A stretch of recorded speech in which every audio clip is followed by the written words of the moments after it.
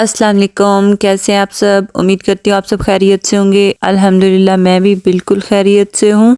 आजकल गाइस सर्दियों के दिन है और बहुत छोटा दिन होता है, इसलिए टाइम गुजरते पता ही नहीं चलता। आज अंजिश ने जो हमारे साथ किया ना, तौबा तौबा, इतना तंग किया आज इसने। रो रो के स्कूल से गेट से वापस आई है ये। इसके बाबा को भी इतनी शर्मिंदगी हुई ना, वो बेचारे भी कह रहे थे कि पता नहीं आज अंजिश का दिमाग क्यों इतना खराब हुआ है। मीनहा ना मेरी वो दवाइयों वाली जो ड्रॉर है ना उसको खोल लेती है, उसमें से मेरी मेडिसिन निकाल के बाहर ले आती है। अब भी इसने मेरे आई ड्रॉप्स उठाए हुए हैं और उनको ना खोलने की पूरी कोशिश में है ताकि भी पी सकूं, उनको टेस्ट कर सकूं कैसे हैं। मीनहा मुझे बहुत ज़्यादा तंग कर रही थी और मुझे कोई काम भी नहीं करने दे रही थी। सो इसको मैंने मोबाइल लगा के दिया। ये मैं मोबाइल अम्मी की तरफ से लेके आई हूँ। अम्मी का पुराना मोबाइल है, अम्मी ने अब नया ले लिया, तो ये वाला फिर मैंने ना अपने बच्चों के लिए ले लिया उनसे। आज अंजिश की दादों की तबीयत बहुत ज़्यादा ख़राब हो गई थी, फिर इसलिए आज मैं किचन में आई तो मैंने ना सबसे पहले यखनी बना ली और फिर साथ में आलू की भुजिया बनाने की तैयारी कर रही हूँ। बच्चों वाले घर में ये वाली एक ऐसी डाइट है ना जो तकरीबन ज़्यादातर बन रही होती है, क्योंकि इससे फिर बच्चे आलू बहुत ज़्यादा शौक से खा लेते हैं और साथ ही फिर आलू के पराठे भी बंदा बना लेता है। आलूओं को मैंने बॉईल कर लिया था, प्याज को ब्राउन करके उसमें टमाटर और सब्ज़ मिर्चें वगैरह ऐड कर दी थी। उनकी भुनाई कर रही हूँ और साथ में अब स्पाइसेस ऐड करूँगी, जिसमें सबसे पहले मैंने 1 टीस्पून नमक ऐड किया है और अब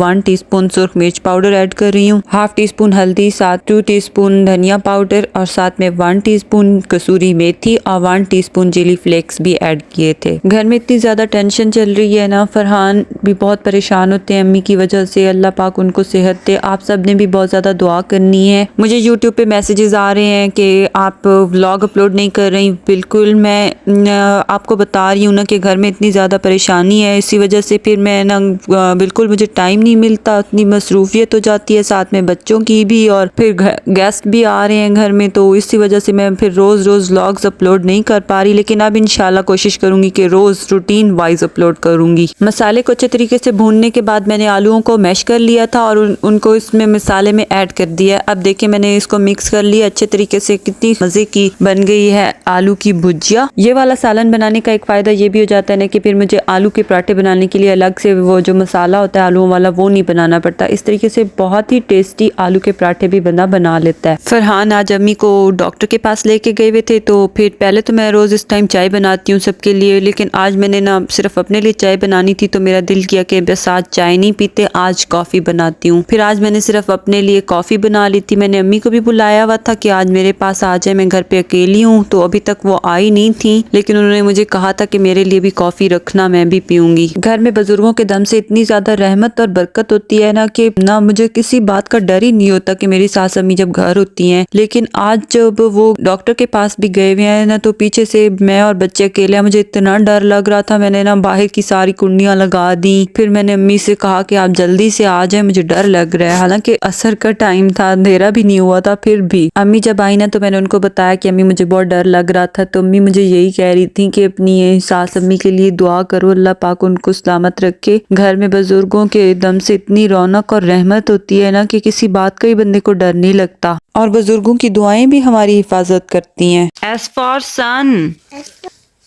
as for snake, S for soap, S for snail, S for strawberry, S for soup.